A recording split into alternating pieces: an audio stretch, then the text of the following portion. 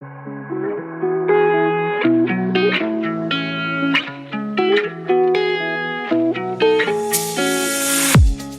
listening to an AINC original podcast. We believe you don't have to do life without a compass. Let us be your guide on this amazing journey. Welcome to Navigating Life with Vision Loss. Hello and welcome to Navigating Life with Vision Loss. I'm your host, Kim Wardlow, the Executive Director at the Audio Information Network of Colorado. This month of May is employment is our topic for this month. And I will be joined today by Tanner Gears with AccessAbility Officer. And we will be talking about the programs that they have to help individuals with vision loss and employment. So we will be right back. Stay tuned. This is Navigating Life with Vision Loss. If you have a question, please visit us at aincolorado.org/podcast-guest. Make sure to subscribe to all of our podcasts so you don't miss a single episode. And now, here's your host, Kim Wardlow. Welcome back to Navigating Life with Vision Loss. I'm joined, as I said, by Tanner Gears. Tanner, thanks so much for joining me today. Kim, pleasure to be here. Thanks so much for having me. Sure. Would you like to tell folks a little bit about yourself, just to introduce yourself, or if you have an interesting hobby or something like that you'd like to share? Sure. So one interesting thing about me is that I grew up in the South, so I'm from there, but kind of everywhere and nowhere at the same time. So this is all the places I've lived before I started high school. So I was born in Lafayette, Louisiana, lived in and around there a few different places: Mobile, Alabama, Jacksonville, Florida, Orlando, Florida, Anaheim, California, Houston, Texas, and then we moved to Tucson, Arizona when I was still in 8th grade. Oh, wow. That's a lot. That's a lot of moving and changing schools. Yeah. So, but that change, across my childhood has really helped prepare me, to adapt to change in so many other aspects of my life. So it's been pretty good. Well, great. Well, thanks for sharing that. How did you get started with AccessAbility Officer? And then maybe just give us an overview of that for our listeners. Yeah. Thanks. So, it's a labor of love and forged out of a passion that derives from my lived experience of living life as an adult without a physical or a visible disability, and then transitioning into that overnight, and just really in black and white seeing exactly the systemic discrimination that people with disabilities face socially, culturally, and in the corporate world as well. And so, our vision at AccessAbility Officer is that the U.S. unemployment rate for the blind and visually impaired is normalized and fluctuates equally to the U.S. unemployment rate. So I think that, a really great stat that I love to point to is that, about 20% or so of people in the United States identify as having a disability. And if you don't have 20% of the people in your workforce identifying as themselves having a disability, there's probably a disparity in your workplace that you don't know about. And so we focus on digital accessibility consulting. Our slogan is we make work in the web better. So we focus on digital accessibility consulting, helping companies in their external facing and internally facing digital assets. So websites, e-commerce, mobile apps, and down to the internal intranets and internal facing applications, often working with large SaaS providers and their implementation vendors to help integrate those systems into companies. The other side to it is we have an educational arm. We saw a gap in the marketplace and an opportunity for people who are blind and visually impaired, specifically screen readers, to leverage that skill of screen reading into the digital accessibility field. the gap in the marketplace is that, the current or the previous certifications were all knowledge-based. And so that's great if you have a computer science degree, you've got years of experience already on the job, if you don't have a disability. And and you've been asked by your employer to actually do this work, which is often what drives organizational and individual certifications or demand for those certifications. But if you're blind or visually impaired, companies often mistakenly think that, oh, they're a screen reader user, they're automatically qualified. And if they get their CPACC or another knowledge-based certification, then they're even further qualified. But it's a knowledge-based certification. It's very conceptual. There's nothing technical about it. It doesn't tell you how to test and or report and or remediate and consult organizations on how to improve digital assets. It just doesn't give the technical skills. And so a blind person is left stranded.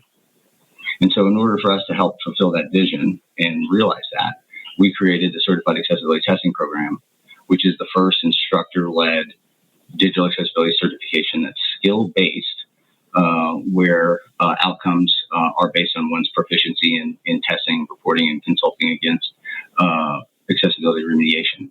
It's been so successful that, the very intense DHS trusted tests are very, very difficult to do with many sighted, quote-unquote, able-bodied people who are SMEs, digital accessibility SMEs who have had years in the field, cannot pass. And every single successful graduate of our program, except for one, has earned their DHS Trusted Tester certification. Oh, wow. Well, and Tanner, I know that Accessibility Officer isn't in Colorado right now. Hopefully you will be in the future, but we still wanted to share what you were doing because we know our listeners, have friends and family in other states, and I believe you're in around 19 states throughout the country, and you're working with divisions of vocational rehabilitation in those states. Is that how a person connects initially with your program? For the Certified Accessibility Testing Program, yes. So, unfortunately, not a lot of counselors are aware of the opportunity. So, in partnership with Helen Keller Services National, we are, beginning to promote and market the service more and more and more. We're at the point right now where we're, going to be kicking off a new cohort about every 4 to 6 weeks. Oh, wow. A cohort is between 4 and 10 students. Multiple cohorts can run concurrently, but we feel like less than 4 students doesn't give that group cohesive environment, nor does it allow us to actually run the program because we have to have that minimum to actually pay for it. But any more than 10, and we think that takes away from the group cohesiveness and the individual attention required to really succeed in the program. So every 4 to 6 weeks, and we've got states like Indiana and Michigan, New York, California, Virginia, sending their consumers to this program. We are not in Colorado, and it's unfortunate because I have multiple connections in Colorado, and more specifically, two people who are blind or visually impaired screen reader users had reached out to me and asking if they could get into the program, and we're just not in Colorado as of right now. Right, because that's how it gets funded for the students is through DVR. That's right. Yeah, it's funded through vocational rehabilitation, and it is a vocational training program that results in 2 skill-based certifications, and then there's also guaranteed part-time employment associated with it. So that's one of the really undervalued components that many VR counselors just aren't aware of and overlook. Is that in addition to this being less expensive, it's a 1-year program, but being less expensive than 1 year's college tuition, it also guarantees part-time employment plus job placement services beyond this. So, the program is insanely robust, and just because I'm a product of the system, and people on our team are as well, and consulting with Helen Keller Services National has really helped us form a program that is required to break into a new field like digital accessibility. We need to have it be comprehensive. We need to be skill-based. We need to insert professional development. We need to have job placement services like interview prep and resume building. We need to have LinkedIn strategies included in there. Just the technical training component is the first part. Everything else that comes around with that we shoulder our responsibility to make sure that we have candidates who are competitive and retainable. That's what this program brings. Wow, that sounds great. So it's really a well-rounded program, well beyond just the training. Could you take us through like what an individual would experience or the process they go through in the program? I know you said it's a year long, but when I looked at your website, it looked like it has different components to it throughout that year that they would be going through, both instructor-led and other types of coursework.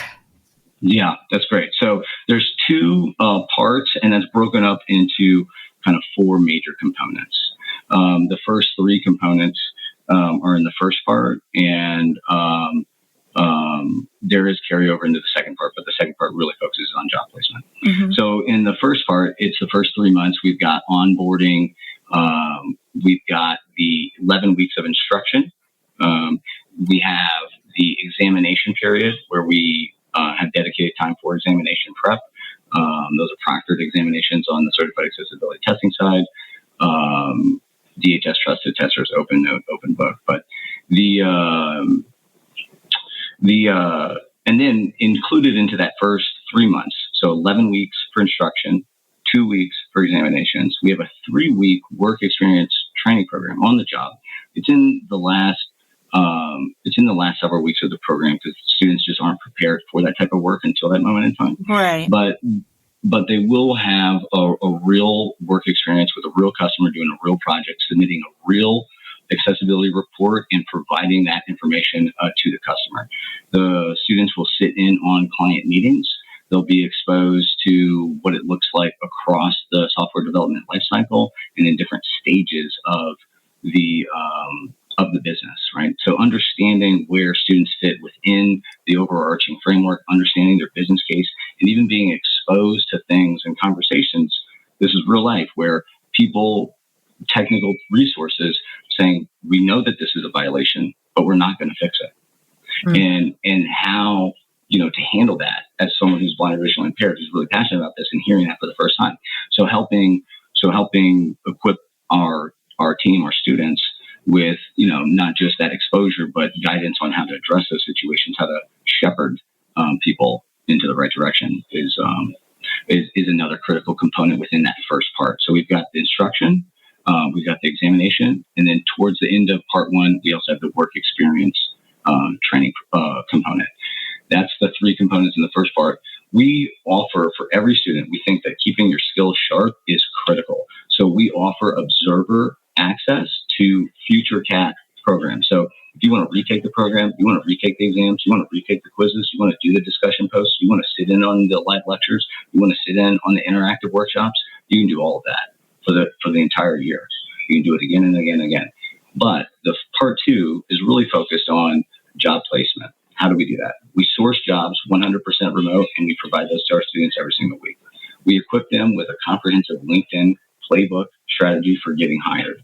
It's a comprehensive 8-module training program with live interactive workshops and training materials to help them, 1, position their LinkedIn profile to actually have recruiters find them, hiring managers find them that are looking for digital accessibility roles, and then 2, market themselves, create thought leadership, and bypass the traditional application process. 95% of active recruiters are on LinkedIn right now looking for candidates, and we help our students leverage that.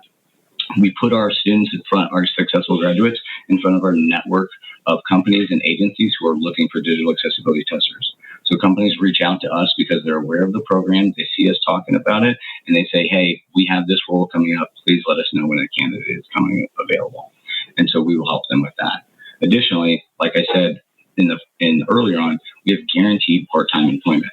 So when our students graduate, we know that they have the skills. We at Accessibility Officer love hiring blind and are more than happy to pay these testers for part-time testing work to keep their skills sharp, to keep them in front of customers, and importantly, get them that very valuable work experience on their resume. The two big vectors that we see that help people get jobs are one, certification, and two, experience. Right. I think that makes such a difference to not just have the certification, but to actually go into an interview or pursuing a job with some experience already. I think employers would feel really good about that. That there's a proven track record, even though a person's very new to doing that type of work, that they've actually had some experience. Yeah. And I think we're in a unique position to create this opportunity, right? There's kind of like multiple compounding things. We have the digital accessibility consultancy with, private and public sector contracts. So we can literally provide the real world opportunities for students to actually understand what it means to be on the job in the workplace. And, it's also nice to get paid while you're doing that. Mm-hmm. On top of that, we have the instruction, we have the experience. Our lead instructor has 20 years in the field, has every certification there is, DHS Trusted Tester, all the IAAP certifications. She's been around. And, just to have that guidance, that experience, to know what it is across digital accessibility consultancies, about big time companies that have internal accessibility teams, knowing how to guide students through that at the same time and certify their skills and abilities it's really a perfect storm. Tanner, have you seen, certainly since COVID, we learned that lots of things can be done remotely and continue to be done remotely. I know we here at AINC have a very hybrid environment ourselves. Have you seen that have an impact in employment for individuals that have vision loss, where they're able to do the remote work? Absolutely. And and I'll share some additional information on this from my perspective, what I'm seeing in the marketplace. So totally, 1,000%. Now that we have this shift in consciousness that, hey, we can maintain productivity even though we're not micromanaging our employees underneath this office space, this roof in this building where we collect all these people. Not only can we ensure that we have productivity, but we're enabling people that don't have the ability to, they have a travel limiting disability. Getting to and from the workplace is impossible or extraordinarily difficult and preventative. We have people with disabilities completely concealing their disability because the entire interview process, hiring process, and onboarding and training has happened completely remote. And so they don't have to disclose that they have a disability, and maybe they ask for an accommodation later. But multiple facts, those two and more, are contributing to the fact that people with disabilities are increasing in the workplace. We see this too in the statistics, in the larger national statistics, right? The unemployment rate starting to change. We will see a laggard, in my professional opinion. We will see a laggard, but we will, in terms of, we'll see the employment rates for people with disabilities stay elevated, but we're going to see them fall off the counter here soon. In the recessionary, in the upcoming recessionary event, companies are going to stick to their old-fashioned guns. They're going to try to mitigate risk, and they're going to trim the fat, right? And the fastest way to trim the fat is payroll. And they're going to look at the payroll and the employees that might be costing them the most money, that might be the most risky, that might be causing the most stress. Whatever it might be, whatever their perceptions are, we're going to see people with disabilities really take the axe. Especially as companies start to increase requirements or demands on their employees, and people with disabilities aren't able to meet them. For example, a hybrid work environment. We're going to start making you come to work part-time. And previous employees who thrived in that remote environment, whether anxiety, whether mental health, whether neurodivergence, whether another travel limiting disabilities preventing them from going into the workplace, we're going to see that fat get trimmed. Fat in air quotes from the perspective of an employer. So I do see that, yes, we're making great strides and progress in employment. COVID has helped change the corporate consciousness to remote environments being productive and reliable. But we will see businesses revert back to traditional practices in a recessionary event. They will trim the fat. Payroll will happen. A payroll will get cut, and people with disabilities will face the consequences. Do you have suggestions for your students as you're looking at that potential in the future to make themselves less likely to be cut in that kind of environment? Sure. So I think the great thing that insulates anybody in the digital accessibility field, not just our student graduates, but staying remote, is that there literally is almost zero reason for someone to need to be in the office. Everything happens in front of the computer. Meetings happen remotely. Testing happens individually. Reports are shared digitally. Nothing in the digital accessibility landscape, except for sales meetings when we're trying to close the deal, might need to happen in person. Mm-hmm. The actual technical work is everything is done digital. And so if, hypothetically speaking, if our graduate came to us with that situation, we would help them navigate, we would help them advocate, and we would use everything that we can to help them there. But unfortunately, it is always a risk. We can't control what an employer's decision is going to do or going to be. And, I wouldn't be surprised if those are some of the strategies to shake out the weeds, right? Like just making a simple requirement that now you have to come into the office, 50% of the time, 75% of the time, 100% of the time. That's going to shake out a lot of the weeds, not just people with disabilities, but people in general who have gotten accustomed to this environment. But it's the only insulation we have from risk is that this is a 100% remote job. Right. And what do you see for the future for Accessibility Officer? Are you continuing to grow and enter new states, or add any other types of certifications? Yeah, thanks for the question. So we're definitely experiencing growth problems right now. Super grateful and blessed to be growing at the rate that we are. We have future plans of acquisition, and we have future plans of expanding our business units. With regards to the education and certification arm, we are definitely expanding our certifications. Right now, we're looking to first start with people with non-sensory disabilities, in the neurodivergent and spinal cord injury spectrum. We want to then take those learnings and, we've kind of already started to do it, but we want to build the enterprise professional development offering. So companies that have big cultures, big companies and big budgets, and they want to do accessibility right, it only makes sense for the greater good of everybody to make a technical skill-based certification available. That's to current industry standards 2.1, soon to be 2.2, as we will adapt to and provide that curriculum adjustment for our students. I think that providing an opportunity like that for companies is going to be a huge step forward. I can't tell you how many times that we worked with a technical SME who maybe has a certification, but doesn't really have the chops to do what they need to do.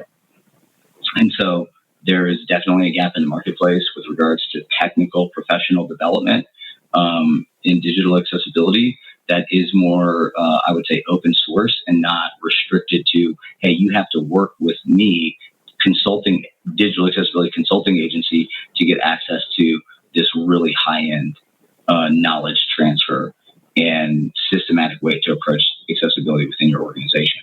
I think the least amount of the less friction we can have with companies having literally a turnkey system to training up their internal teams and to incorporate digital accessibility into their SDLC, PDLC, and how they procure and buy things.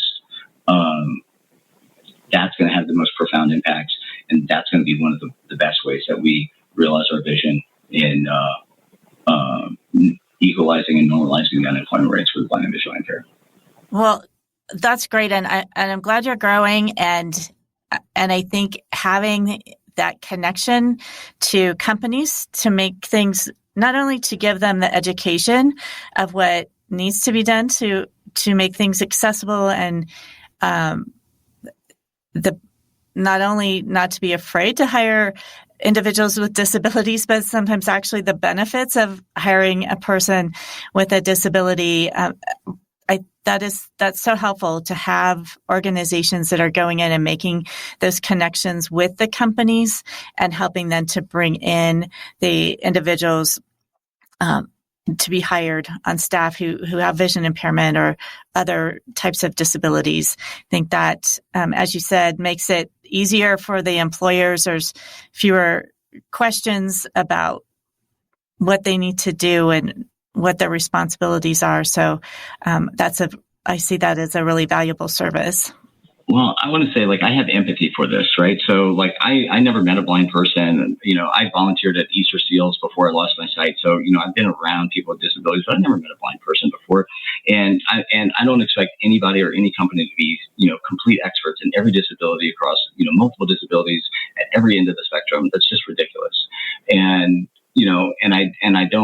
I don't criticize people for not being aware of all these problems, right? But being aware that there is a problem and taking action is a great step forward. What I call, disability readiness. And so, 80% of employees will acquire a short or long-term disability while at work in their lifetime. And so, which is another way to say that 80% of people, 80% of your employees are probably going to get a disability. And how are we preparing for that? It's not just about people who are blind or visually impaired, but how are we as employers being disability ready to, one, be ready for when we're ready to hire blind and visually impaired, but also, two, to be ready for when someone on our workplace, like me, gets into an auto accident and wakes up totally blind. Mm-hmm. What are we doing as a society? What are we doing as corporate citizens to make sure that we're ready for that? So we have a disability readiness quiz. It's free. It'll probably take you 15 minutes to complete it, and it'll give you some great insights on where you're at along the disability readiness continuum. And if you just go to AccessAbility, AccessAbility with an A, AccessAbilityOfficer.com, you'll see it right there at the top. Great. And if individuals have questions or want to learn more about the Certified Accessibility Testing Program, they can also find it there on your website. Yeah, if you're an individual, we have an assessment process, right? We want people to succeed in this program. And so what does it mean, to be ready for a program like this? Well, one is that you have an open case with VR, or you can open a case with VR. Two is that you're a screen reader user, or you're willing to learn screen reading skills. You have to learn how to use a screen reader. It's a part of digital accessibility testing. No way around it. And three is that you've got to be willing to learn. You've got to be willing to show up, and you've got to be willing to put in the effort. This is a very intense program that requires you to respond well to feedback and to understand that you don't know everything, but we will teach you everything that you need to know. So if you're going to show up, if you've got screen reader skills and you've got an open VR case, you're probably a really great fit for this program. And the best way to start that conversation is to reach out to me directly. You can go to the Contact Us page at AccessAbilityOfficer.com, or you can reach out to me directly, Tanner, TANNER, GERS at AccessAbilityOfficer.com. Well, thank you for all of this information, Tanner. It sounds like a great program. I'm hoping it will be able to come to Colorado soon, but just having that information and awareness of the program, folks might, push and contact DVR about that as well if that's something that they might be able to, request that the department looks at. It's so true. I mean, we get counselors calling us, emailing us saying hey, somebody told us about this because we've been promoting it on Facebook or we've been promoting it on LinkedIn. Everybody, if you want to create change, be that voice. Tell your counselor that, why you want a program like this, why it's right for you, and tell them why you need this. it's going to be great for the blind and visually impaired community, and it's going to be great for people who, like I said before, who are ready to show up, ready to work, can use a screen reader, and want to make a great living doing it. Well, it's always wonderful to learn about new opportunities for individuals with vision loss to seek employment and be in some of these more cutting edge industries that really impact the whole community of folks with visual impairments. Having folks in those companies and doing the accessibility work is so important. So thank you so much for joining us today. I appreciate it. Kim, my pleasure. Happy to join you anytime, and thank you for the work you're doing. I really appreciate that. Thanks. And thanks all of you for joining us today for Navigating Life with Vision Loss. As always, I invite you to listen to our other podcasts, AfterSight, BlindSight, which deals with mental health, our Blind Level Tech, our newest program, which deals with all things technical. So please tune into those. AfterSight has a whole variety of guests of individuals with vision loss and living their lives and doing some interesting and amazing things. So it's always a good listen. And you can listen to those on anywhere that you listen to your podcasts. Please join us next week. I'm Kim Wardlow with Navigating Life with Vision Loss, brought to you by the Audio Information Network of Colorado.